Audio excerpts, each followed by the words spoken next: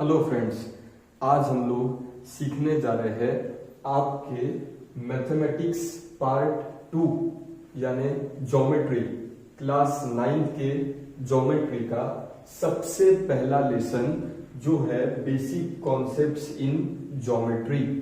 Basic concepts in geometry आज का जो मेरा टॉपिक है वो ये है कि मैं आपको जो आपके टेक्स्ट बुक के पेज नंबर 10 पर जो थ्योरम है, थ्योरम ऑफ अपोजिट एंगल्स, उसको बिना देखे कैसे प्रूव करना है ये मैं आपको सिखाने जा रहा हूं। वो थ्योरम को कैसे प्रूव करना है राइट फ्रॉम स्टेटमेंट से लेकर तो लास्ट के प्रूफ तक, उसको कैसे प्रूव करना है विदाउट कोई हेल्प। बस अगर आप वीडियो को ध्यान से देखते हो तो आप उसको बड़े आसानी से बिना देखे अपने आप खुद से उसको आप प्रूव कर सकते हो, ठीक। लेकिन उस थ्योरम को स्टार्ट करने के पहले मैं आपके कुछ हिस्से को रिवाइज करना चाहूंगा जो मैं ऑलरेडी आपको क्लास 8 में पढ़ा चुका हूं, ठीक। और वो जो हिस्सा है उसको रिवाइज कराने के बाद फिर हम लोग आपके पेज नंबर 10 पे जो थ्योरम है उसको हम लोग प्रूव करेंगे, ठीक। थोड़ा सा टाइम लूंगा। मैं आपको रिक्वेस्ट करना चाहूंगा कि प्लीज अगर आपने अभी तक हमारे चैनल को सब्सक्राइब नहीं किया हो तो प्लीज उसको सब्सक्राइब करें, साथ ही में बेल आइकन पर भी क्लिक करें ताकि आपको सारे लेटेस्ट वीडियोस के नोटिफिकेशंस सीधे आपके मोबाइल फोन पर आ जाए, ठीक। वीडियो आपको पसंद आया तो प्लीज उसको लाइक करें, शेयर करें एंड कमेंट बॉक्स में मेंशन करें कि आपको वीडियो कैसे लगता है, ठीक है। अब हम स्टार्ट करने जा रहे हैं हमारा टॉपिक। तो इसमें जो मैं आपको रिवाइज कराने जा रहा हूं वो है angles in linear pair. Angles in linear pair, ठीक। एंगल्स इन लीनियर पेयर हम लोग सीखने जा रहे हैं। 4 फिगर्स रैंडमली मैंने निकाले हैं, 1 2 3 4, ठीक। और हम लोग निकाल सकते हैं, ये भी एक ले लो, ये तो लिया है, और कौन सा लेंगे, ये भी एक ले लो, ठीक। ऐसे बहुत सारे शेप्स मैंने आपके सामने निकाले हैं। मुझे आपको क्या कहना है, सबसे पहले तो यहाँ पर आपको बेस पे एक स्ट्रेट लाइन दिखाई देता है, कहीं ना कहीं आपको क्या दिखाई देता है, एक स्ट्रेट लाइन, और टी शेप्ड फिगर है। कैसा फिगर है, अप्रोक्सीमेटली टी शेप्ड। तो एंगल्स इन लीनियर पेयर का प्रॉपर्टी क्या है दोस्तों, सपोज मैं यहां पर नाम देता हूं जे, ठीक है, यहां देता हूं ओ, यहां देता हूं डी और यहां देता हूं के, ठीक। पहले फिगर की मैं बात कर रहा हूं। तो एंगल्स इन लीनियर पेयर यानी क्या दोस्तों, यहां पर जो दो एंगल तैयार होते हैं इन दोनों का सम कितना होता है, 180 डिग्री होता है दोस्तों। जैसे इस फिगर को अगर मैं कहूं तो मैं कहूंगा measure of angle JOD plus measure of angle JOD, ये पहला एंगल हुआ। दूसरा एंगल कौन सा है, KOD, measure angle KOD is equal to 180 degree. Reason होगा एंगल्स इन लीनियर पेयर, ठीक। क्योंकि जहां पर स्ट्रेट एंगल फॉर्म होता है, जहां पर straight angle, straight line angle form होता है, वहां पर जो दो एडजेसेंट एंगल्स एक दूसरे को होते हैं उनको कहा जाता है एंगल्स इन लीनियर पेयर। क्या कहा जाता है, एंगल्स इन लीनियर पेयर, ठीक। तो इसीलिए मैं आपको कह रहा हूं कि यहाँ पर JOD और KOD इन दोनों का सम कितना होना चाहिए, 180, because they both are the angles in linear pair. तो कहना चाहूंगा जहां पर भी आपको एंगल्स इन लीनियर पेयर दिखाई दे उनका सम कितना होता है, हमेशा उन दोनों का सम होता है 180 डिग्री, ठीक है। यहां पर इन दोनों एंगल्स को देखिए, इन दोनों का सम, नाम पूरे एंगल का नाम 3 पॉइंट्स में होता है, JOD, ये एंगल का नाम था KOD, ठीक है। एंगल का नाम आपको लिखते आना चाहिए, तो यहां पर इन दोनों का सम कितना होगा 180। यहां पर इस एंगल का और इस एंगल का सम कितना होगा 180। यहां पर इस एंगल का और इस एंगल का सम कितना होगा 180 डिग्री। यहां पर इन दोनों का सम कितना होगा 180 डिग्री। कहना बस इतना था कि जहां पर टी शेप्ड स्ट्रक्चर आपको दिखाई दे वहां पर के जो दो एडजेसेंट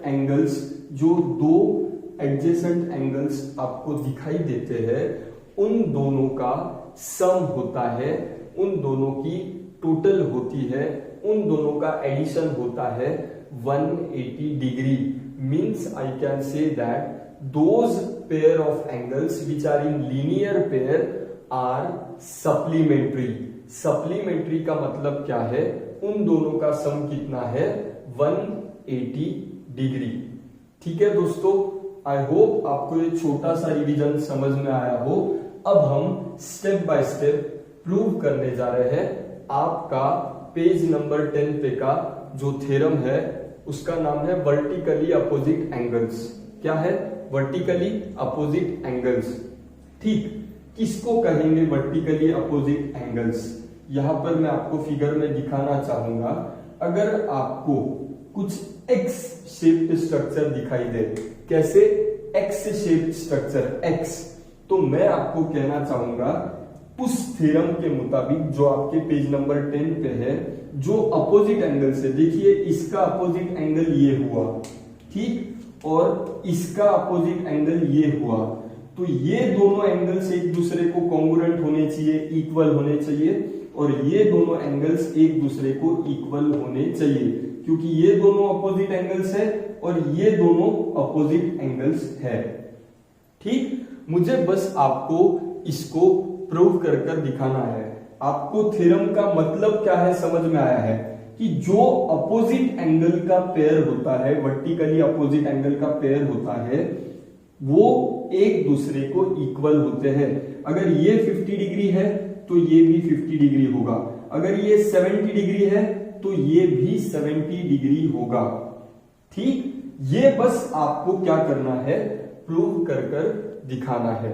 ठीक, हम लोग तुरंत इसको प्रूव करने जा रहे हैं। ठीक, हेलो फ्रेंड्स, अब हम आपके पेज नंबर 10 पर के थ्योरम को बहुत सिंपल तरीके से प्रूव करने जा रहे हैं। बिल्कुल टेक्स्ट बुक वगैरह कोई भी चीज आपको लेनी नहीं है, आपको सिर्फ क्या करना है, आपको पूरे वीडियो को बस शांति से देखना है। ठीक, तो सबसे पहले चीज आती है स्टेटमेंट की। किसकी? स्टेटमेंट। क्या होगा statement? The opposite angles, see the opposite angles, opposite angles कौन से अपोजिट एंगल्स? जो सामने होते हैं एक दूसरे के, एक्स शेप में, जो एक दूसरे के अपोजिट होते हैं। द अपोजिट एंगल्स कैसे तैयार होते हैं? फॉर्म्ड बाय, कैसे तैयार होते हैं? The opposite angles formed by two intersecting lines, two intersecting lines are of equal measures. ये तो हमको पता है, आर ऑफ इक्वल मेजर्स। क्या कहते हैं ये लोग, ध्यान से देखिए। The opposite angles formed by two intersecting lines are of equal measures, कि जब दो लाइंस एक दूसरे को इंटरसेक्ट करते हैं कुछ इस प्रकार से, तो वहां पर जो वर्टिकली अपोजिट एंगल्स तैयार हुए हैं वो एक दूसरे को इक्वल होने चाहिए, सेम मेजर के होने चाहिए। So the statement is the opposite angles formed by intersection of two lines are of equal measures. ये है स्टेटमेंट। ठीक, अब हमको गिवन में क्या दिया है? अब हमको गिवन में क्या दिया है? सर कैसे लिखना चाहिए गिवन में क्या दिया है? दोस्तों पहले तो देखिए, टू इंटरसेक्टिंग लाइंस है, मैं लिखता हूं टू इंटरसेक्टिंग लाइंस। ठीक, 2 इंटरसेक्टिंग लाइंस मैंने आपके सामने निकाला है। उन्होंने कहा है the opposite angles formed by 2 intersecting lines are of equal measures. ऐसे हमको प्रूव करना है। सपोज मैंने इस लाइन को नाम दिया AB और इस लाइन को नाम दिया CD। क्या किया, पहले तो मैंने 2 इंटरसेक्टिंग लाइंस निकाले स्केल से। एक पहले वाले लाइन को नाम दिया AB, दूसरे वाले लाइन को नाम दिया CD। ठीक है, दोनों भी लाइंस जिस पॉइंट में इंटरसेक्ट करते हैं मैं उसको नाम देता हूं पॉइंट O। क्या नाम देता हूं, पॉइंट O नाम देता हूं। अब इसी को देखकर आपको गिवन बनाना है। कैसे, ध्यान से देखिए, line AB and line, figure को देख के, फिगर भी मैंने मन से बनाया, line AB and line CD intersect each other. कहां इंटरसेक्ट कर रहे हैं, पॉइंट O में, एट पॉइंट O। प्लीज ध्यान से देखिए, line AB and line CD intersect each other at point O। ठीक है, एट पॉइंट O। दूसरा आपको क्या दिखाई दे रहा है, ये लाइन पे 3 पॉइंट्स लाइन में है, कोलिनियर पॉइंट्स है, A-O-B और इधर है C-O-D। तो इसमें गिवन में लिख लीजिए सच दैट कैसे दिखाई दे रहे हैं, तो such that A-O-B and C-O-D। Figure आपको बाजू में ही निकालना है। पहले मैंने स्टेटमेंट लिखा, क्या था statement, the opposite angles formed by intersection of 2 lines are of equal measures. कि भैया 2 लाइंस जब एक दूसरे को इंटरसेक्ट करते हैं तो वहां पर तैयार हुए हुए 2 अपोजिट एंगल्स के जो पेयर्स है वो एक दूसरे को इक्वल होते हैं। ठीक, ये वाला एंगल इसको इक्वल होगा और ये वाला एंगल इसको इक्वल होगा। ठीक, दूसरा मैंने गिवन में क्या किया, पहले तो 2 लाइंस निकाल लिए इंटरसेक्टिंग लाइंस। पहले लाइन को नाम दिया AB, दूसरे लाइन को नाम दिया CD। दोनों किस पॉइंट में इंटरसेक्ट कर रहे हैं, पॉइंट O में इंटरसेक्ट कर रहे हैं। Given line AB and line CD intersect each other at point O such that A-O-B and C-O-D। इतना सिंपल था। स्टेटमेंट के बाद गिवन हुआ। गिवन के बाद हमको क्या प्रूव करना है भैया, हमको क्या प्रूव करना है, to prove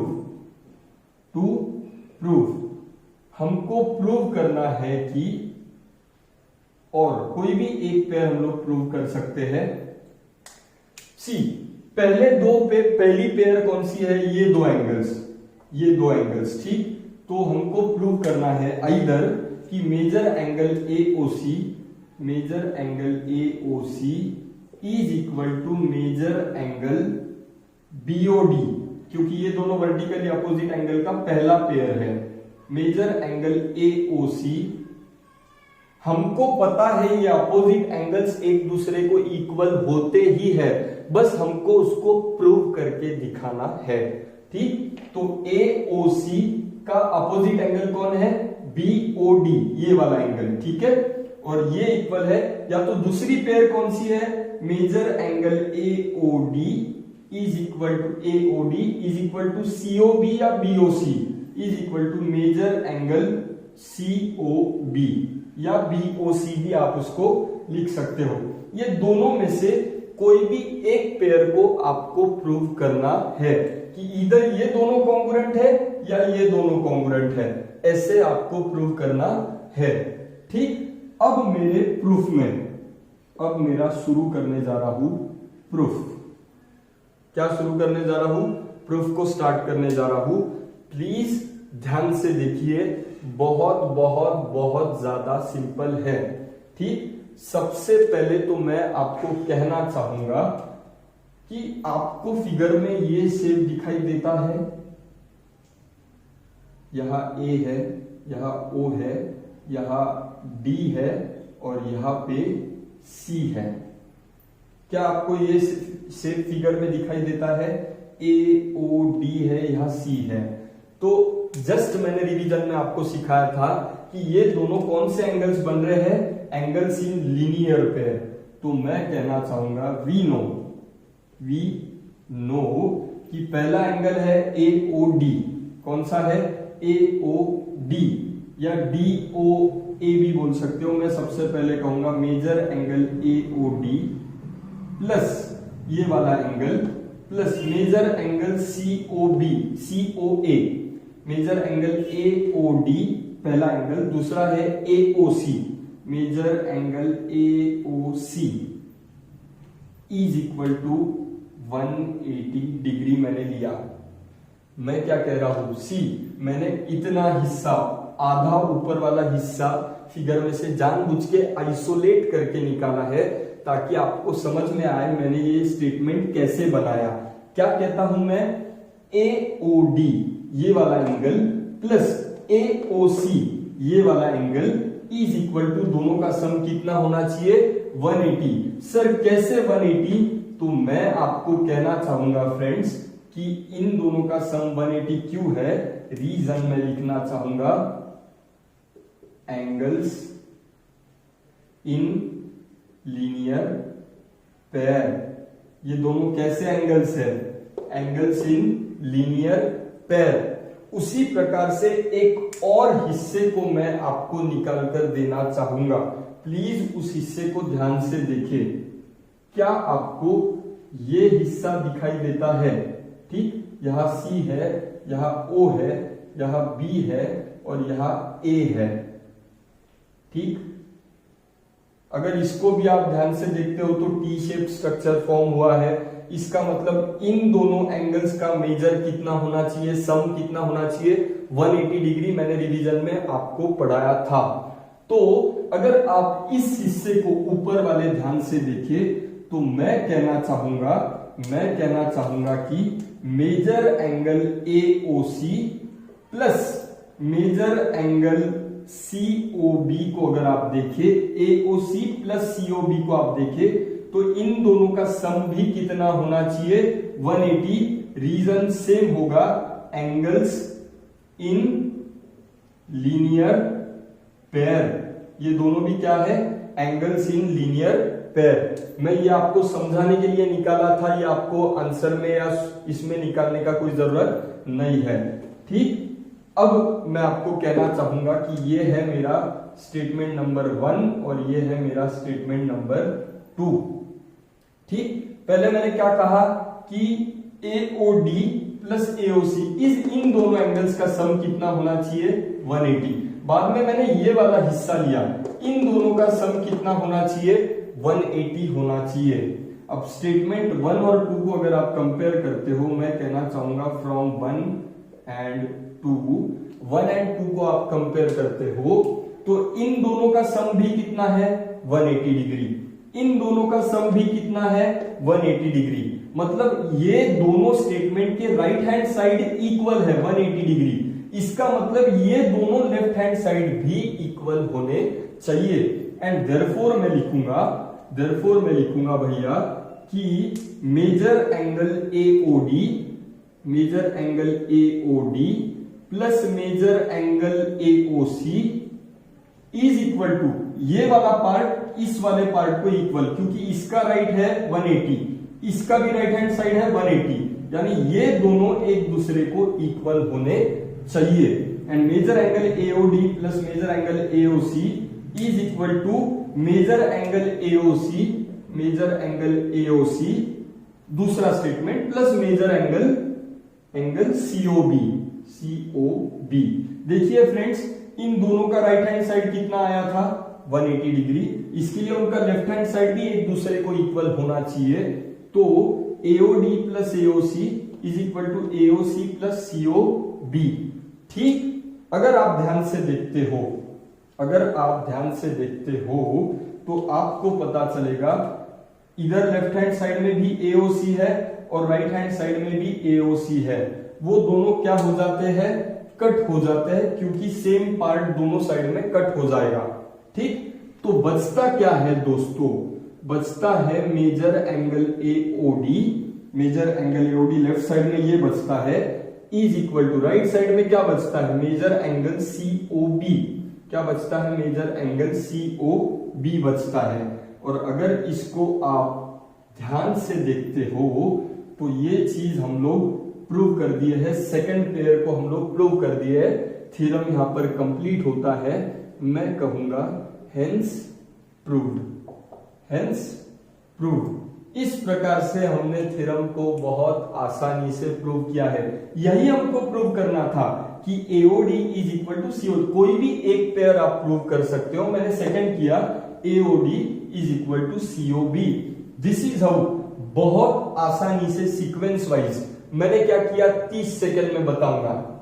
statement, the opposite angles formed by two intersecting lines are of equal measures. सही बात है, हमको उन्होंने कहा, फिर मैंने फिगर निकाला, दो इंटरसेक्टिंग लाइन, एक ए बी था एक सी डी था, दे इंटरसेक्टिंग पॉइंट ओ।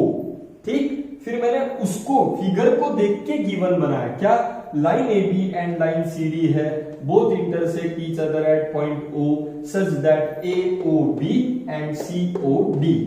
ठीक, अब हमको प्रूव क्या करना था, अपोजिट एंगल की जो जोड़ी है, ये और ये और ये एक दूसरे को इक्वल होने चाहिए, है हमको मालूम है, बट हमको प्रूव करना है। तो एओसी का पार्टनर कौन था, बीओडी, और दूसरा एओडी का पार्टनर कौन था, सीओबी। इन दोनों में से कोई भी एक पेयर को हमको इक्वल प्रूव करना था। तो मैंने पहला स्टेटमेंट क्या लिया कि एओडी और एओसी इन दोनों एंगल का सम कितना है 180, क्योंकि ये दोनों है एंगल्स इन लीनियर पेयर।